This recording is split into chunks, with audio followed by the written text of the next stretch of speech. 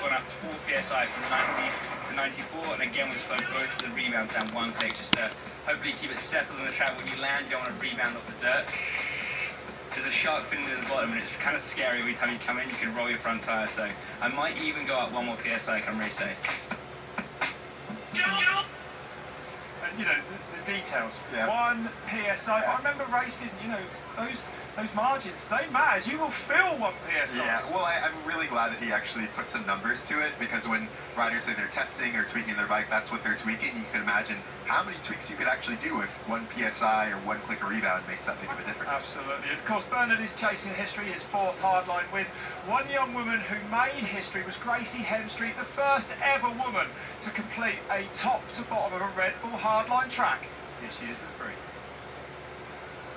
Thanks, Rob. I am here with the first woman to complete a full run top to bottom. Gracie, what was it like to tick off all of the features? It was awesome. Probably the best feeling on a bike ever. Alexa.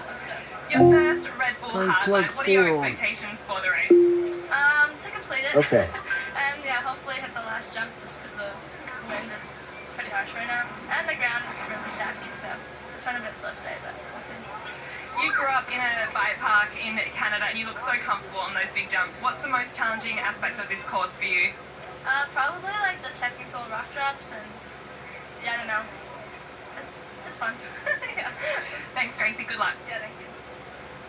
Yeah, absolutely unbelievable. It's been actually incredible to see the progression of the women as well, who I believe most of them have jumped everything except that last jump. Lou Ferg, in the very last practice this morning, has jumped it as well. Gracie, if her ankle's holding up, and Lou are going to start in Alexa. hardline today. And you say Turn like if plug her ankle 3 holds on. up. So you saw in that little Okay. video we just watched, the person that had that huge crash, that was Gracie.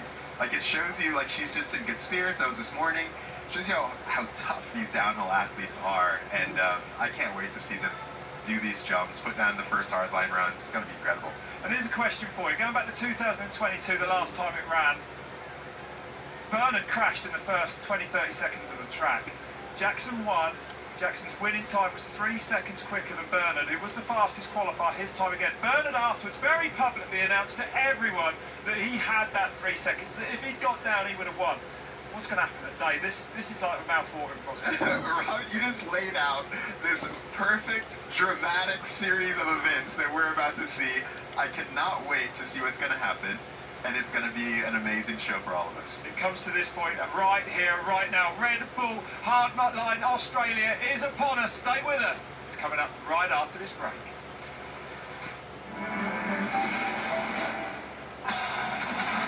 Pump up your tires for the bike content on Red Bull TV. And check out the best live events, feature films, and shows. Download the Red Bull TV app for free. And sign in to watch all of our content offline. Download the app now. Beyond the ordinary.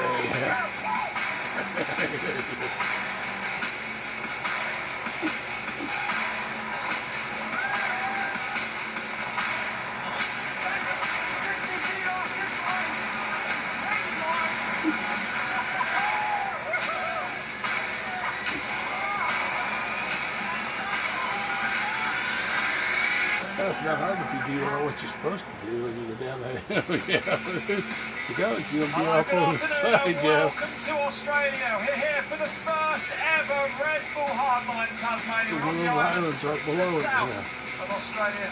I'm Rob Warner alongside Elliot Jackson. We've been waiting for this one to come, the first ever Red Bull Hardline outside of the Welsh venue, and it is delivering amazing. The practice, the riding so far this week has been absolutely incredible.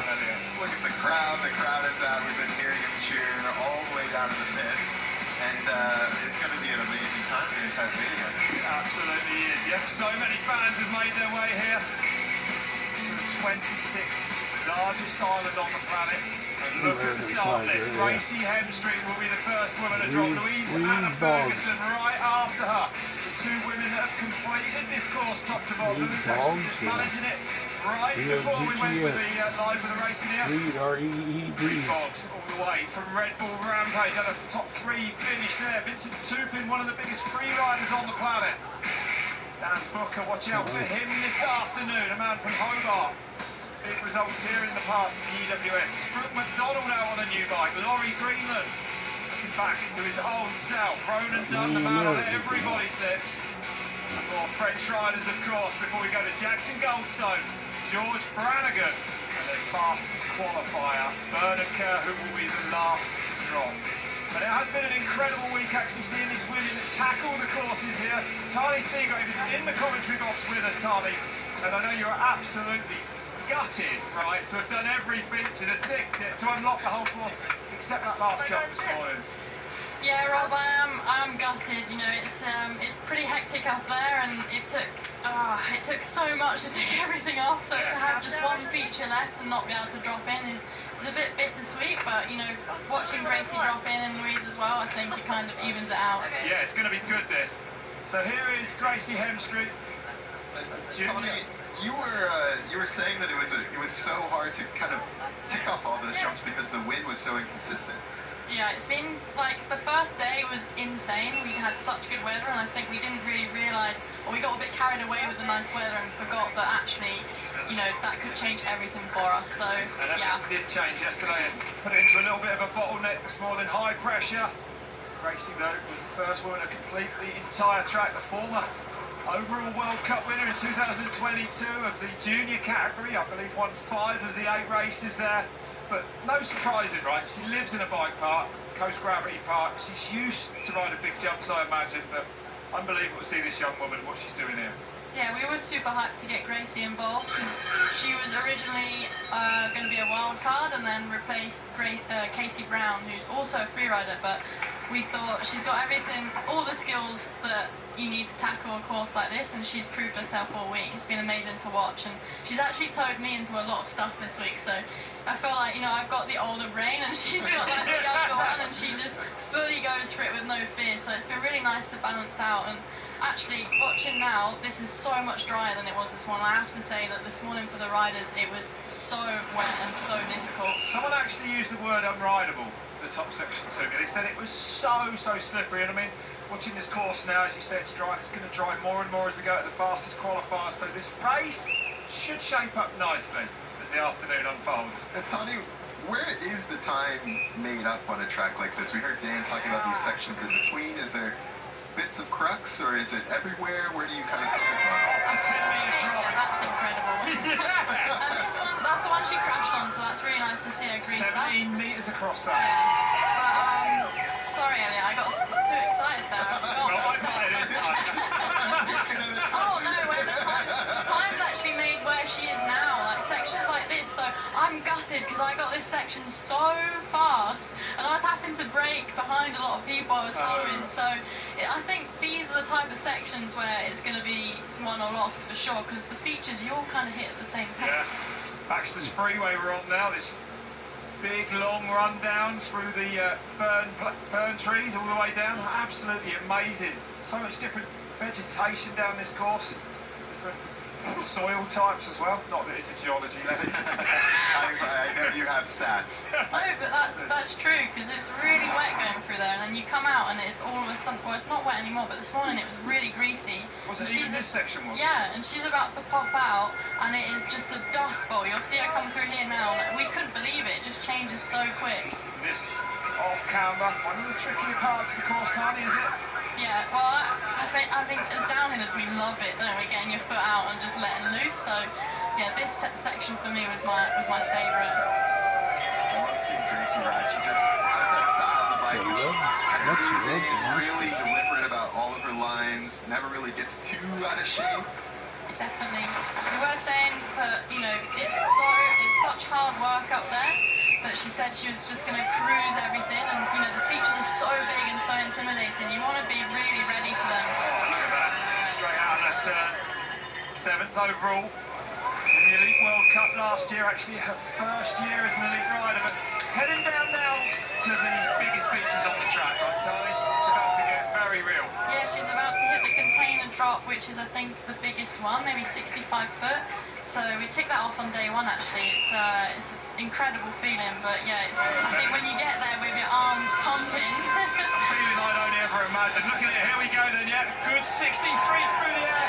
And this step down, I believe, is more like 70, 75 feet. That's 20 metres across there. And now Gracie needs to tuck or do whatever she needs to do to get as much speed as she can to this finish line jump, which is a solid 75 feet. 25 metres, here she goes. Gracie saves it! Gracie makes it! Incredible! 3:56 on the clock.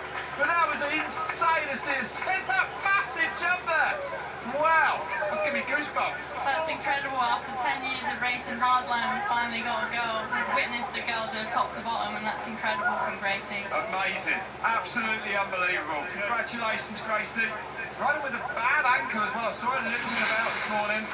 Yeah, she got that. She did that this morning actually. Was it? Not from her crash. What we saw earlier, but yeah, into the highway. It was so sticky. She didn't get the speed that she needed for one of the jumps. So yeah. Well, did everything perfect.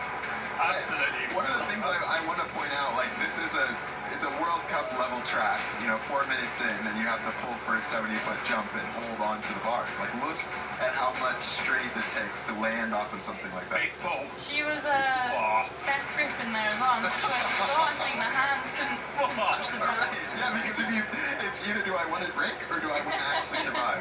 And how intimidating is it running down to that last jump? It's unbelievable. It looks like mad You were speed. going so fast. Yeah. Yeah, super fast. I think they were clocking 70k. Wow. Yeah. So Louise Ferguson next to drop then. Lives in Queenstown from Fort William, and she ticked this last jump off within the last hour actually, right? Yeah, like I said, we've been battling with like weather windows, and we just didn't realise it was going to be so rushed. So this morning we were trying really hard to tick everything off, and I think it was a bit of, roll of the dice, to be honest, and I'm not comfortable with something like that, but I think she got a good window and she went for it, so here she is. And here she is on track then, Louise Ferguson, all the way from Fort William in Scotland, as I said, spends most of the time down here in the Southern Hemisphere.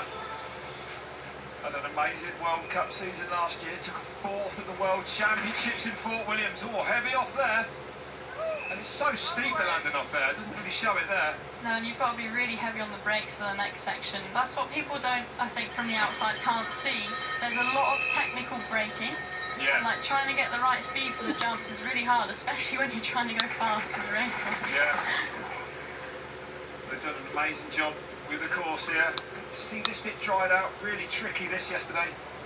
It is, like you were saying, Rob, it looks completely different from yesterday, and then Tane, like you were saying, in practice, it seems like it's going to shape up. And I also think about kind of the different skills you need. It's interesting having Louise come from more Crankworks background and then progressing into the World Cups, and now this being kind of the combination. Oh, big one for Lou then. Over the top of that berm there. It's very slippery there. This morning we were struggling a lot. A lot of riders went down there. There's a lot of emptiness on the other side of that, so hopefully she found a soft spot. Let's have a look, see what happened. Oh, yeah, it just gets tucked up. And it's one of those ones you can see where the shadow is. There is probably just a shiny spot there where she thought that she was going to get traction, but like you said, Rob, yeah, there she is. She's back up. Good to see Lou then. Back on 2 wheels here. She's still, of course, got the pride of getting down this course.